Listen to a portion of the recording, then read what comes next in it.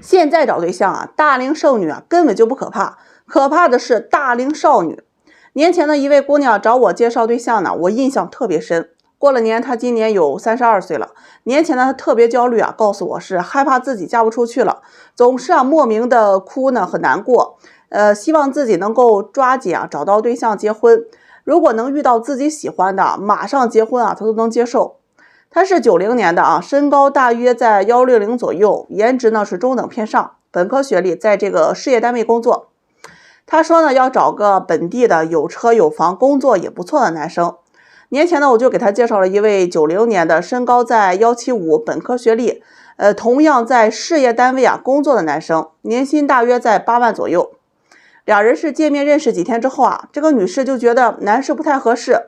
主要原因在这个男士的身高矮一点，年收入呢也不高，因为自己的年收入呢就有6万左右，男方呢才比他多了一点，以后呢家庭的这个生活质量那肯定不高，他呢就拒绝了。结果拒绝之后这个男士呢是又认识了一位94年的姑娘，本科学历，中学老师，整体来说是比那位90年的姑娘好太多了，又年轻，性格还好。两人呢聊得也不错，感情呢是发展比较稳定，也约定就是过了年呢，双方父母是准备见个面。就这样呢，过了年，这位90年的姑娘是又着急了，来找我跟我说呢，自己不会再挑了，只要人好合得来就行。我呢就给她牵下了一位86年的男士，身高呢是172左右，本科学历，国企的管理，年收入在15万左右。我认为这个年收入是比之前那位男士要高的，怎么说这个姑娘也应该满意了。结果这姑娘呢听了之后就觉得个子有点矮，而且还不是事业单位，性格呢比较呆板，还不浪漫，所以拒绝了男士。我呢又给她介绍了一位是85年的，离异未育，在银行上班，年收入是10万左右，身高在180。虽然呢男士是离异的，但是整体条件确实是不错的。他听了之后就说自己呢不能够接受离异的，还问我姐你怎么给我介绍的越来越差呀？我认为呢还是第一个男士条件还可以的。我就跟他说第一位男士人家已经找到对象了，我不是给你介绍的越来越差，而是过了年呢你又大了1岁，和你同龄的呢都想找比你小4、5岁的姑娘，比你大的呢基本都是34、35了。这个年龄段很多数呢都是离异的，你呢又不想找大龄未婚男士条件一般的你又看不上，条件好的你想认识，别人又觉得你年龄大。你现在这个局面总说自己焦虑，不都是自己挑来挑去导致的吗？最后是一手好牌打得稀烂，还委屈这个世界对你不公平。大龄本来就是应该是见过世面的，而且都是通情达理的，怎么还这么的自我认知不清楚？明明自己是3无产品，无房无车无存款，总是要求对方是有房有车有存款，幻想通过婚姻来当做跳板去提升自己的生活质量，最后是黄粱一梦两手空，却抱怨别人的条件不如你，凭什么嫁得比你好？现在想起很多这样的大龄少女虽然年龄大龄，但是依然有一颗少女的心，认为自己永远不老，永远能找到最好的那个。好好的反思一下自己，及时止损吧。今天呢，跟大家聊一点不一样的东西。中国目前有1亿的单身女性正在被资本捧杀，你们知道吗？那你们知道在相亲市场上最可怕的是什么？绝对不是一个人的性格，也不是一个人的物质条件和能力，而是一个普通的人却被现在的资本呢是竭尽所能的捧杀。捧杀是什么？就是过分的赞扬和吹捧，使人产生了骄傲自满，让他觉得自己的颜值是天底下最美的，自己的身材呢是全天下最辣的，性格呢是无可附加的好，让他逐渐的失去了对自己的判断力。久而久之呢，他就会自然而然的觉得周围的臭屌丝们全都配不上他，让他幻想着另一半是开着法拉利的富二代，或者是风度翩翩的贵族少爷。然而现实呢总是用一泡鲜尿呢把他给泼醒，让他忽然之间认清现实，把他击沉到谷底，让他的心理防线一下子全部崩塌。现在的网络有多发达呀，一部手机一个账号就可以做情感主播，甚至那些婚姻失败的都可以出来做情感指导。他们宣扬着所谓的正能量，二婚也能嫁给又帅又多金的男人，婚姻过得不幸福就要勇敢提出离婚，结婚呢就应该找有钱的，有车有房有地的，就算到了更年期呢，也不怕。婚姻啊，绝对不可以将就。可怕的是啊，一个个普普通通的女人都着了他们的道，听信了他们。没结婚的呢，害怕婚姻；结了婚的想着离婚；找对象的呢，更是提出高要求，一个个是宁可单身呢，也不将就。我可以明确的告诉你们，无利不起早。你们以为那些账号真的是那么关心女性吗？那些内容啊，真的都是为了迎合女性而写的。甚至有很多的男性账号会专门找女性写手来写迎合女性读者的文案。那些所谓的心灵鸡汤啊，都是资本运作下的精神毒药，让女性精神上有依赖、喜欢并且认可，为的就是能够从女性身上赚到广告费。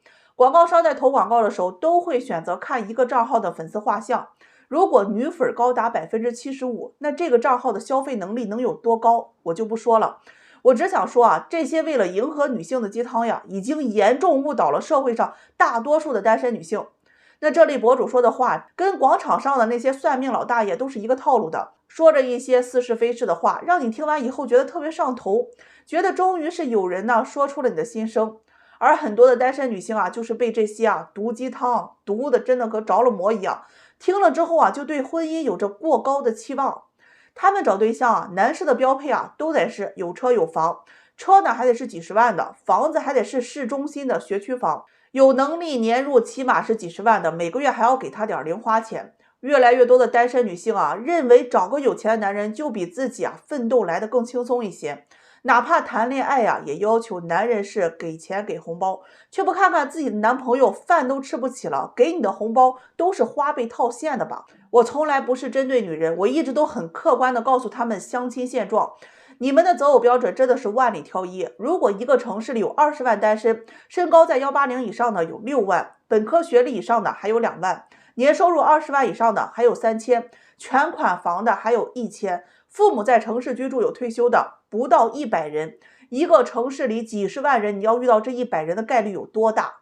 所以这就是为什么你找不到对象的原因。那些资本运作下的毒鸡汤捧杀着女性，最终导致着现在的相亲市场，女人是宁可单身也不愿意结婚，男人是再怎么努力都迎合不了这些女人的心。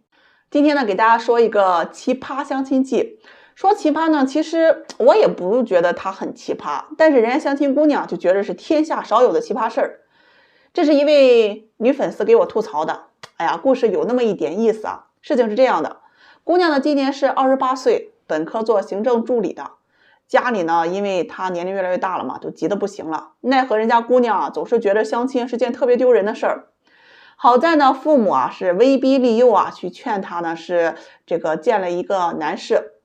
就在昨天晚上嘛，她就答应去见这个相亲男士了。那和她相亲的这个男士呢，今年是30岁，自己开了几家店铺买卖呢确实也不错，有车也有房。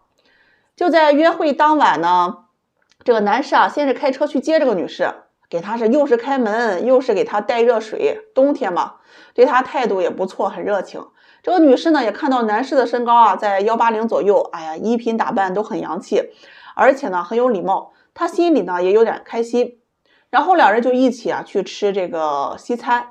进西餐厅的时候呢，男士也是特别绅士就给女士开门这个安排座椅等等。这个故事的开始它总是很美好的。咱们往下听这个男士呢就让这个女士点点吃的，女士就点了一份牛排，意大利面，还有一杯这个鲜榨果汁儿。男士跟服务员呢是要了双份，因为自己也要吃一份嘛。饭菜上齐之后呢，两人就边吃边聊天。男士就开始给女士规划这个未来的发展，在哪里定居买房之类的。女士听了之后总体还觉得是比较满意的。这个她呢就跟男士聊天说自己的这个喜好，两人就从晚上6点呢一直聊到了8点多。那话题也是越聊越多甚至都聊到了结婚的一些事情，比如去哪里度蜜月在哪结婚等等。总之就是越聊越开心相见恨晚。那按照这个程度发展的话，那两人下一步那就是迈入恋爱新生活了谁知他事情的发展他总是有曲折的。这个饭后呢，男士就主动去结了账，说送女士回家。故事还没有完，前面那些都是铺垫，后面才是重点。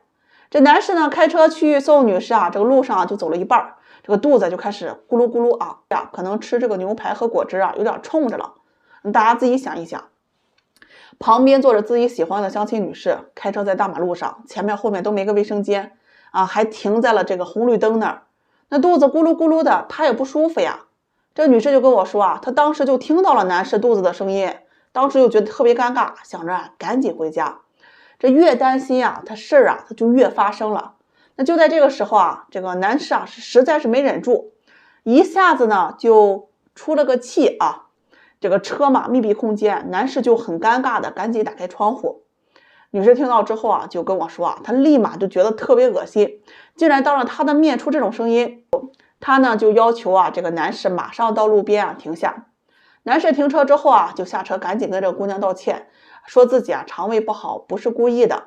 可女士啊却不这么想，她觉得男士啊就是故意的，明明可以憋住，他非要出声音。就这样呢，女士呢就跟男士回了一句啊，咱们俩不合适，招手啊打出租车就离开了。我跟女士呢也沟通，我说这个事情啊可以理解，那为什么不愿意再认识看看了？女士就回复我说啊，她觉得第一印象太重要了，如果连个屁都憋不住，那么随便，那男士的生活一定很邋遢，习惯不好，格局啊也不会很大，甚至上升到了人品了，这个人品啊也不会很端正。总之啊，汇总之后就是三观不合，怎么会遇到这么奇葩的男人？最后呢，我也是好言相劝这个女士啊，希望她能够慎重考虑一下，毕竟相亲能遇到自己喜欢的呀，她确实也不容易。但人家女士就回复了，坚决不可能，自己也有洁癖啊，这样的人是接受不了的。后面呀，就是跟我一顿吐槽她有多委屈啊，身上都有一股这个怪味嘛。好好的缘分呢，因为一个屁给她崩了。大家评论区里说说这事儿到底是怨谁呀？我记得去年呢，有一位42岁的博士学历的女士啊，来找我交对象。她提出的征婚要求啊，顿时让我眼界又放开了呀，血压又上了一个档。这姑娘身高呢有170左右啊，比较瘦一点，穿着也比较这个时尚，看起来都比较年轻。在上市企业里面上班，做管理岗的，年薪在20到30万左右吧。她当时提的这个择偶要求啊，就是3条。那第一个呢是本地的同龄的男士啊，本科以上学历，未婚的。第二个呢就是50万以上这个豪车，洋房面积不能低于150平，年收入还得是100万以上。第三个呢就是要长得好看一点，就男士嘛，就长相帅气一点啊。他呢想要自由恋爱，然后啊嫁给爱情。我听完之后真的是有点发懵啊！在确定他的年龄是42岁之后啊，我就告诉他呀，这3个条件简直就是天方夜谭，压根儿就找不到的。最后呢，我就拒绝了这个姑娘啊。原本以为呢，她走了之后这件事情就结束了。就在前2天呢，就来了一位这个51岁的男士啊，来找对象，长相呢确实就是比较有领导范儿啊，比较端正，是一个自营的老板，年收入在200左右。他呢想找一个比他小10岁左右的未婚就是还能想要孩子的，漂亮有气质。我一听完就觉得这个女士特别合适，我呢就立马联系这个女博士，希望他们能够尽快见个面。这不就在上周前2天这不见完了。那昨天晚上呢，这个姑娘就跟我联系了，说2人不合适。那我问她为什么，是给我个原因呢？他跟我说他堂堂的一个博士，还是未婚，那对方离异，儿子都上大学了，说他当不了后妈。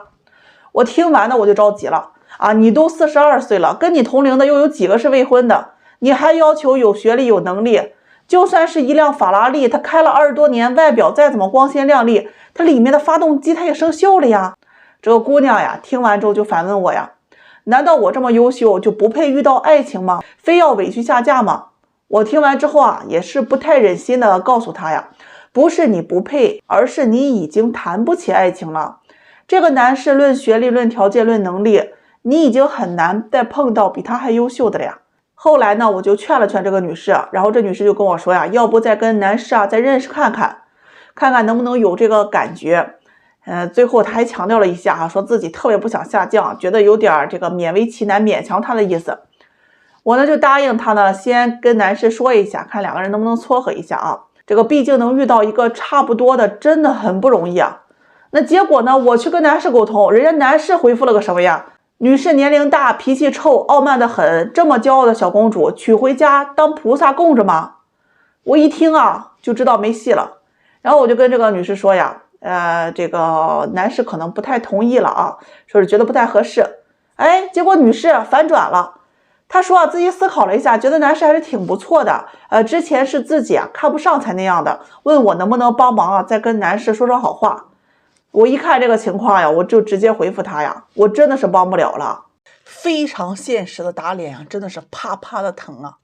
今天上午呢，我约了2个姑娘来谈找对象的事情。大约9点多就来了一位姑娘，91年的大专学历，自己是开网店的。她本人说话也比较利索直接开门见山呢。先说了自己的情况之后就说这个择偶要求想找这个88后的未婚，有车有房，这个不能有贷款，年收入20万以上的，长相也要合眼缘。听完呢，我就劝他把这个年收入和房贷别要求卡得太严。这遇到差不多的男士多了解一下人品和性格这一块。他呢也听劝，就说行然后我就给他看了第一份男士资料92年国企上班做机械销售的，这个年收入在15万左右，房子呢没有贷款，但是可能这个面积不算太大，在80个平方左右。姑娘看了资料之后就有些犹豫了，说这个收入不算太高，房子还有点小，如果以后有了孩子就太挤了。最后权衡了一下就把这个男士给 pass 掉了。接着呢，我又给他筛选了第2位男士，90年的本科学历，自己是做房地产这个中介的，年收入虽然每年不太稳定，但保底也在20到30个 W 左右。这有车有房呢，也没有贷款，这个房子位置也挺好面积也比较大。就是身高可能有点矮，也就170吧。我想着这个男士怎么也是比较合适的。但这个姑娘就跟我说条件是挺符合的，但是这个子太矮了，那我出门穿鞋就有170多了，这2人走在一起确实不太般配。听完说实话我的心里那个急你们不知道我已经筛选了多少男士了。他最后跟我说考虑了一下，要不算了吧，身高这一点是硬伤。说到这的时候已经快11点了，这约好的第2个姑娘人家已经来了，而且等了半个多小时。我就让这个姑娘呢先休息一会儿看看资料库，然后呢我就去找第2个姑娘。这个姑娘是94年的本科，是一名会计人。说实话，人呢长了一张娃娃脸特别显年轻。我刚过去他就跟我说姐，我刚才听到你说那位90年的男士做房产中介的，可以介绍给我吗？我觉得男士整体条件就太优秀了，身高呢也挺好，我很想认识一下，但是又担心自己配不上。我就跟他说我说没关系等一会儿呢我帮你联系男士看看。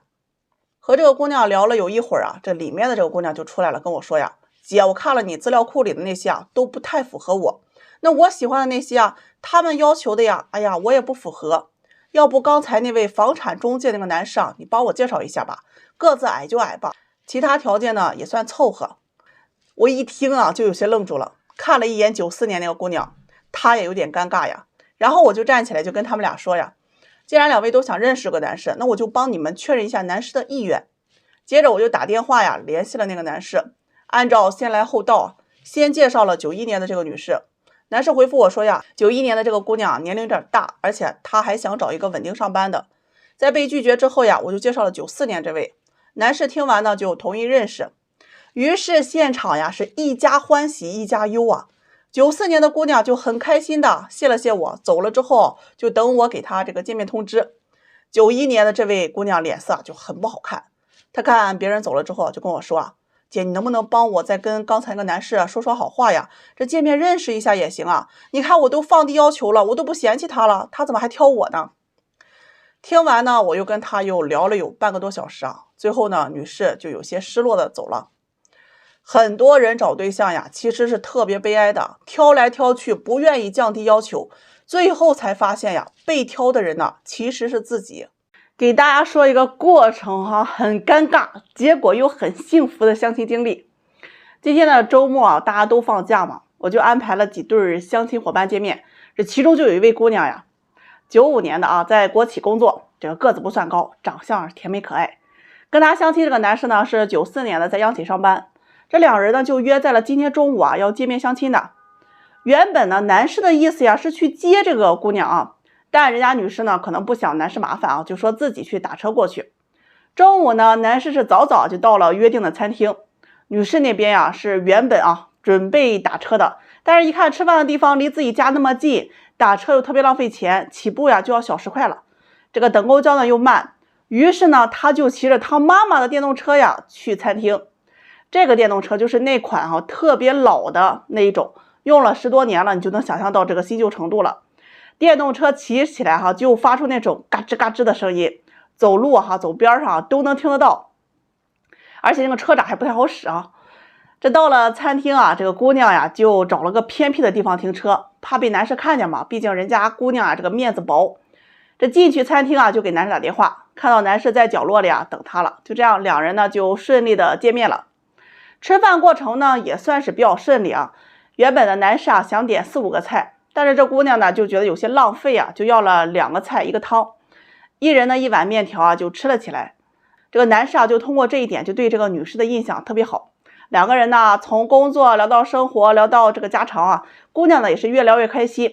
男士这边也特别绅士给女士又倒水又加菜，也是嘘寒问暖。原本呢想着一切都是很顺利的，回家之后两人就慢慢发展感情嘛。老天爷他一般都不太会随你的心意。接着就发生了很尴尬的下面这一幕。这吃完饭男士说送姑娘回家，这姑娘就想着哎呀，我电动车还在外面对吧，赶紧就说不用了不用了，又很好面子的就说自己叫车了这车等会儿就来。就这样呢，男士是先走，女士在店里去留意着男士走了之后就赶紧出门去找自己的电动车。饭店门口是有那种停车的这个门禁杆的有车的大家可能都知道，就是车出去都是要扫码交费的，在门禁杆旁边有一个这个行人可以走的通道。这个姑娘就骑着这个电动车裙子全部挽起来，坐在屁股底下伴随着这个车子嘎吱嘎吱的伴奏。刚刚骑到门禁杆的边上就听到一个男士给她打招呼，我们又见面了呀。姑娘回头就看见相亲男士在车里正在扫码付停车费。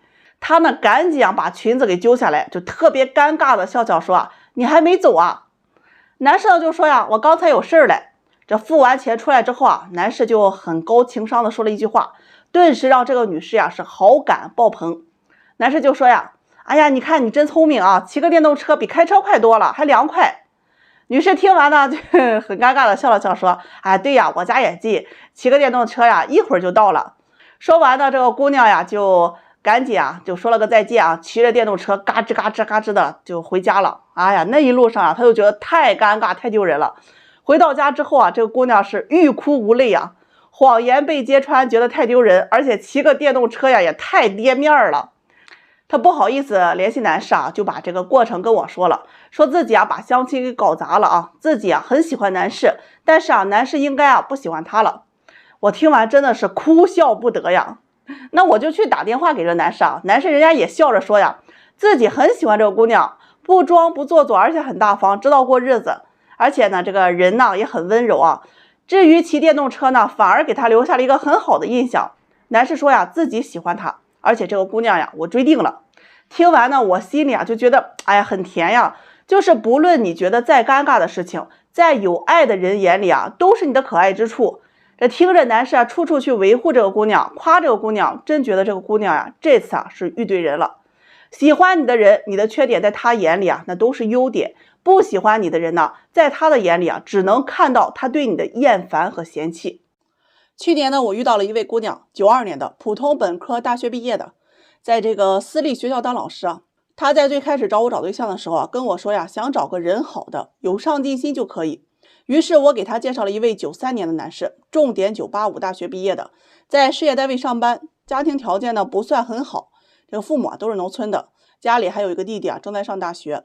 男士是靠自己打工读完了大学，毕业之后呢又考上了事业编，平常呢晚上还要去夜市摆摊卖点东西，从来不打游戏。就这样呢攒了几年钱没和家里要1分钱就交了首付买了房子。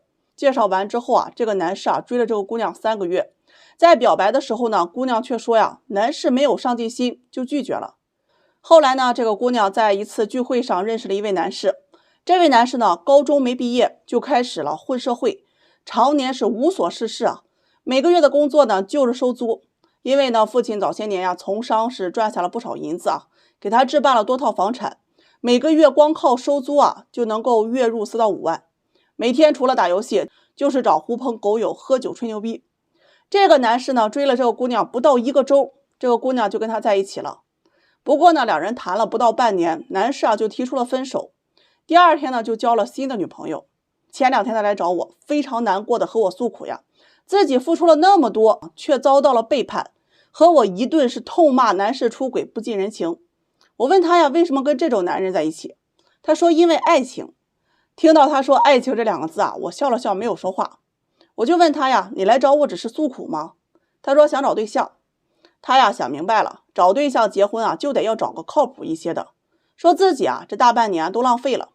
我就问他呀，你现在想找什么样的？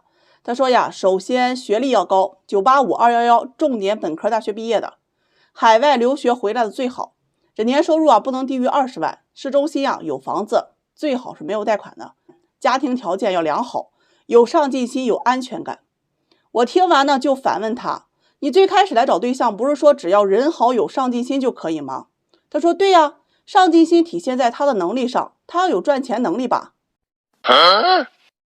上进心这个词啊，它比拜金可怕。起码你和我说你拜金，那我知道你要找的是有钱人。你跟我说上进心，我找了一圈，你告诉我你找的还是有钱人。就好像一个男人跟你说啊，他会努力赚钱，10年之后他会成为一位身家上亿的老板，你觉得他有上进心吗？不，反而你会觉得他在吹牛逼。如果他现在把车房多套的房本、车本、现金几百万放在你面前，那你肯定会觉得他有上进心。说直白一点呀，你所谓的安全感那就是有钱，你所谓的上进心啊，那就是现在加未来要有钱，你所谓的家境良好啊，那就是家里有钱。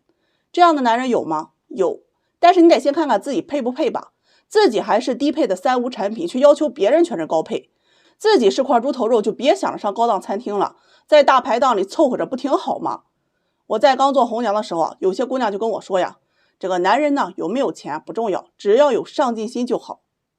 那会儿啊我当真了，我很认真的给这个姑娘呀找那些努力上进的男人，结果她都拒绝了。后来呢我才发现，所谓的要有上进心啊，不只是拜金，更多的是贪念，不只要求现在有钱，未来也要承诺有钱。每个人都有权利追求更好的生活，但是你与其要求别人做到，不如寄托希望自己有上进心啊，那才更靠谱一些。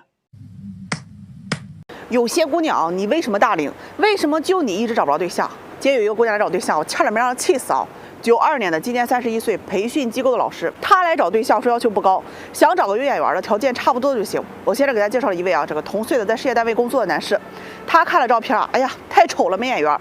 又给他介绍一位长得帅的，也是老师，他又觉得人工资啊，这个太低了，养不了家。听完我是挺无语的，你自己不也才5000块钱呢？他说我是女人呐，我又不需要养家的，行吧？又给他介绍了一位自己创业的啊，年收入得有个30-40万的男士。我寻思这条件肯定没得选了吧？谁知他说呀，南方是农村家庭，不要。哎呀，看不上，气得我呀！人家家里条件是好的话，用得着自己出来创业吗？他说我父母都是城市的，我不想找农村的，我找对象是结婚的，一定要找一个合心意的。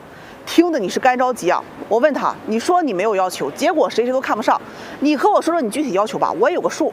好家伙，他说要求不多，一下子列了好多条。身高不能低于180，身材匀称，长相的阳光帅气，有车有房，不能有贷款，而且要有能力啊。年收入不能低于20万。这个男方爹妈有要求，城市退休人员，2人的退休工资还不能低于1万。哎呀，听完我都愣了，你拿我这当许愿池了吧？他说我这要求很正常吧？我说长得又帅啊，家庭条件还好，年收入还不低的男人，一堆女孩想认识吧？你凭什么觉得他会想找一个31岁没车没房，性格还很强势的姑娘呢？这姑娘跟我说，那我也不能找个长得丑的吧？啊，赚的还不多的，那我结婚图个啥？本来呢我就30多岁了，更应该把质量提高一些，家里亲戚都等着看笑话呢，我也不能丢了面子，一辈子也不是说能将就就能将就的。听得我是真没忍住，想跟那些大龄姑娘们说啊，你在找对象的时候，总是说我能不能找到更好的，或者嫌这个男的有什么缺点，说我找他我图什么呢？那我想问问你，别人找你他图什么呢？你找他图他有车有房，赚得多，可以养家，让你过好日子，对吧？人家也要图你年轻漂亮，性格好吧？所以你找对象之前，你先考虑清楚你能为别人提供什么，你先把这事想清楚了，找对象就不难了。很多大龄的女孩子总跟我说，哎呀，我年龄大了不好找。我跟你们说啊，不是的啊，年龄占一部分，但很多男人之所以不愿意找大龄女，真正的原因啊，是你年龄又大又不自知，脾气还不好的，娶你做啥呀？女孩子你想嫁人，你能提供最便宜、最容易、最直接就是情绪价值，但是大部分女人都不懂，瞧不上这儿瞧不上那儿的，高高在上。这个世道很现实的，你有价值，别人才会瞧得上你。所以啊，奉劝那些大龄姑娘在找对象之前啊，先买个镜子看看自己，你能给别人提供什么。今天上午让一姑娘气得我血压乱窜，嫌我给她介绍对象呢是一个不如一个，越来越差，说我是有意针对她。